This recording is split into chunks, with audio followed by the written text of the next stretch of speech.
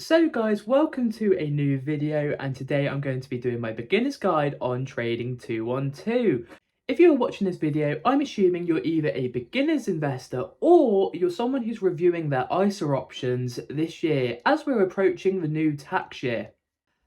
There are many options for investing throughout the market, and it is important to do your due diligence and find out what is best for you. But I'm going to tell you in this video why I personally use Trading212. This is mostly because it's a very user-friendly platform, and apart from Invest Engine, their competitors have actually introduced fees to use their platforms in the most recent years, most notably Freetrade and Vanguard. This has made their platforms more inaccessible to people who are either beginning to invest or have small portfolios, making more people actually flood to Trading212. Now, Trading212 have now actually established themselves as a really large competitor within the market, experiencing large user growth, especially during COVID-19. So during COVID-19, there's a real burst of people jumping in to invest. And Trading212 was one of the platforms that benefited from this. This is mostly because of the commission-free investing they offer. Commission-free investing basically means that there are no fees in the buying and selling of stocks. The only fees you would incur is the FX fee, which is basically when you buy a currency in a different currency than your own. So Trading212 tends to do the current exchange rate plus a FX fee of 0.15%.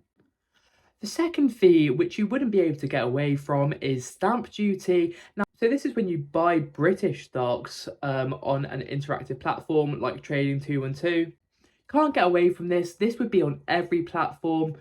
But it's 0.5%. It occurs when you buy a stock, but don't worry, you don't have to pay it again when you sell the stock. Now, the third fee, which you would actually have on a Trading212, is tax on dividends. Now, when you sign up to the platform, you'll be asked to basically fill out a W8 Ben form. And what does this do? It basically means, this lowers the withholding tax from US dividends from 30% down to 15%, and it automatically, you don't have to worry about this tax. Basically, as soon as you sign this form, you'll find if you go into your dividends paid within the app, it will show that it's automatically taken that 15% for you. Now, this is a regulatory requirement, and you would be asked to sign the same form on whatever platform you would sign up to in the UK. It's a normal form. Now, with that, let's get into the actual app. So if you go into the left-hand corner, basically, you'll see that there are four options. There is Invest, CFD, and your two ISA options. You've got your cash ISA and you've got your stocks and shares ISA. Now, Trading212 fairly recently introduced the cash ISA, which I think is a brilliant addition to the app. Now, I'm not going to cover CFDs in this video because you're probably wondering, how does Trading212 keep the platform fee-free? Well, they tend to offset their free offerings by this CFD and people losing money by it's glorified gambling. I mean, I'm not going to go into it, but it is a highly risky thing because it uses leverage. And if you're starting investing, I would just stay away from this. I wouldn't touch it. With up to 73% of retail investors losing money on CFDs.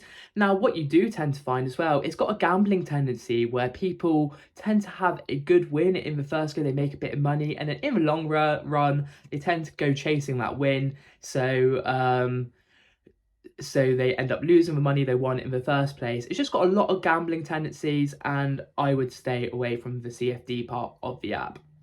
With that said, let's look at the other options Trading212 has on their platform. So you've got the cash ISA, you've got the stocks and shares ISA, and you've got the invest account. Now, a big mistake a lot of people actually make when starting to invest is basically, should I use the invest account or should I use the stocks and shares ISA? And I was no different to this. Lots of people I know make this mistake, so I'm going to go through this. So how do you choose between invest in ISA? So if you're a UK citizen, you basically have 20% you can deposit between your cash ISA and a stocks and shares ISA, which allows you to get tax benefits. This protects you from basically when you get to a stage where you would be paying tax on your capital gains or dividends, it would protect you from capital gains tax on these. Now, luckily, Trading212 actually offers both of these products as a flexible ISA. Now, what does a flexible ISA mean? It basically means that you can actually withdraw slash deposit as much as you want in the tax year up to your £20,000 allowance without it affecting your allowance in that tax year. So for example, if I was to deposit £1,000 and the next week I basically, obviously car broke, I needed new tyres and I needed to withdraw that £1,000, and then a month later I came into £1,000 again and I deposited, that basically means that I would have only used £1,000 of my ISA allowance instead of £2,000. But as I said, the main thing between choosing if you're going to use the invest account and the stocks and shares ISA is one, are you using your £20,000 allowance with other providers, which means you can't use it on this platform? If you aren't, I'd highly recommend looking into using the ISA option because of its tax benefits.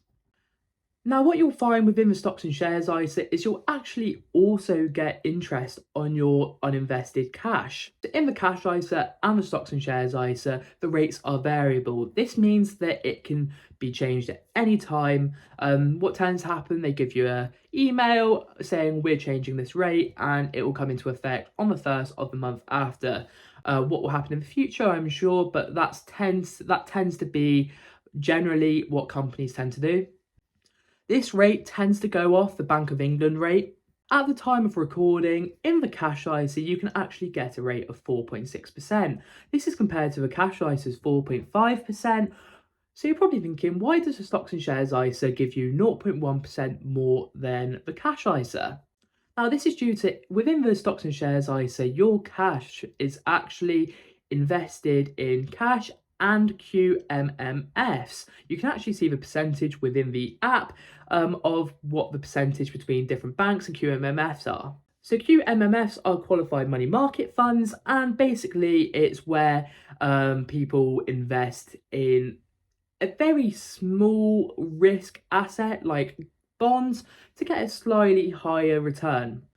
This means Trading212 can pay you that higher rate, although it does carry a little bit more risk than if you held your cash in the cash ISA, because obviously in the cash ISA, if Trading212 was to become bankrupt, you are protected up to £85,000 like you are in any bank. As I said, the risk is very small, but it is important to understand that the risk is there.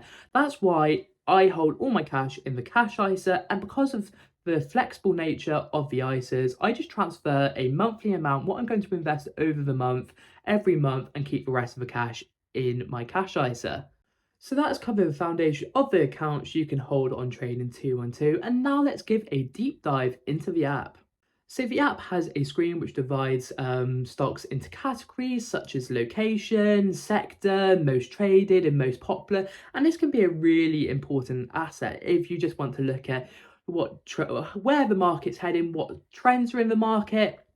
Searching for individual stocks on the market is very easy, with you just having to search at the top of the app and typing either the ticker, which is the short abbreviation of a stock. For example, Reality Income is O, or you can just type in the stock's name. So using Reality Income as an example, if I type it in here, you'll see it shows recent news, posts by the community, the dividend yield, the graph of how it's performed, upcoming dividends and financials. Now this graph is really important because if you zoom out slightly, it actually gives you a dotted line, and this gives you your average entry price, and I think that this is really important because it helps you track your assets. Obviously every app does this, but it's just a very useful tool just to see how the market has reacted from your entry point.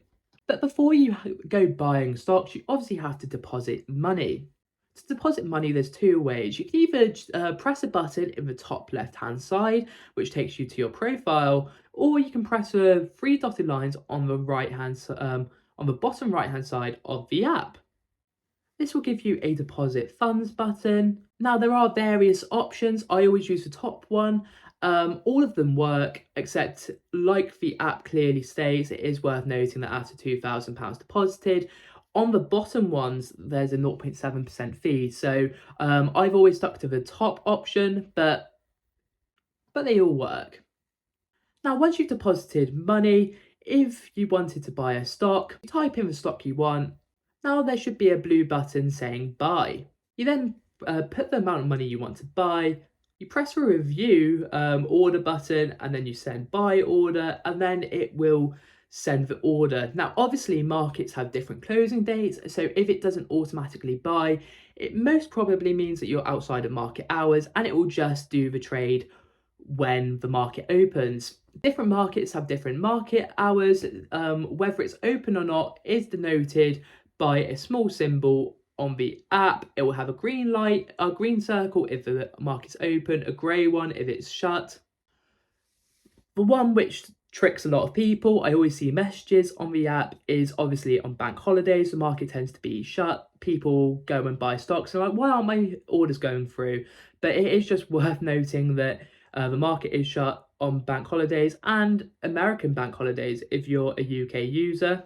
So it's not a Trading212 problem, it just is just like the different markets being shut due to bank holidays in those countries. It is worth noting that due to the economic climate, I'm actually not personally invested in individual stocks. I'm actually invested in ETFs, which you can find in abundance on the app. An ETF is basically where you can invest in a collection of stocks. Although not performing very well at the moment due to Trump's tariff news, the one which everyone bangs on about on social media is the S&P 500. Although at the moment people may not want as much exposure to the US, but I explain more about that in my portfolio video, which I'll drop here. Now, when looking to buy ETFs, you will see that there is two versions when you type a stock in. There's the accumulating version and the distribution version. Now, these are identified on the app. Basically, the accumulating version will have ACC in brackets at the end of the title, and a distribution version will have dist in brackets on the end.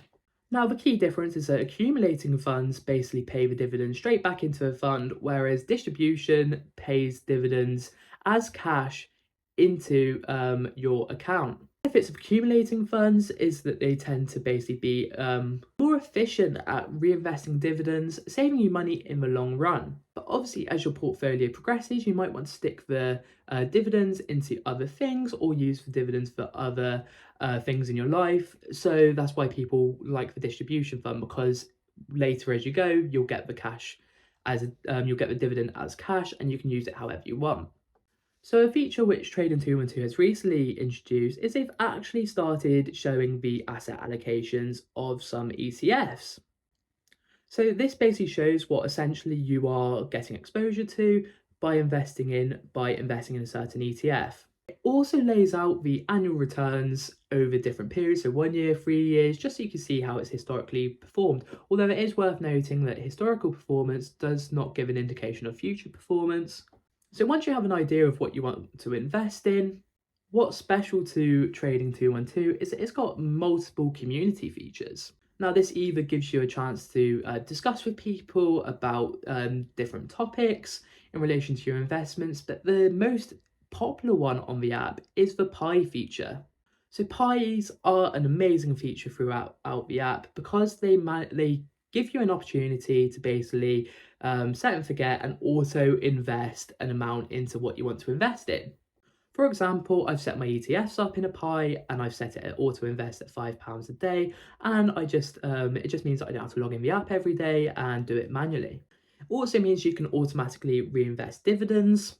And a really cool feature, but I'm not quite sure how accurate it is, but you can actually see a value projection within the pies to see where you could be at in a few years. There's also a pie section where you can see other people's created pies, whether it be the new ones on the app or the most popular pies. Now, if you look at the most popular pies, it's worth noting seeing that when the last post was by the person who created it to see if they're actively managing, actively updating it. Otherwise, it could be stuff which people thought was a good investment 5 years ago. But I do think that Trading212 actually did a recent clear out where they removed a lot of the old pies which had gone a bit inactive off of that screen. So as far as I'm aware, it is pretty up to date at this time. What I will say is when I first started investing, don't get in the trap of copying too many pies and getting too many individual investments. That's what happened to me, but I've recently dialed back my portfolio to simplify it basically. Now I know I've put a lot of information in this video, but the key to investing is not to overcomplicate it. People say time in the market beats timing the market, and people tend to offset this by dollar cost averaging. This is where you spread out your buys to the highs and lows of the market, and this may be a good approach with how volatile the market is at the moment.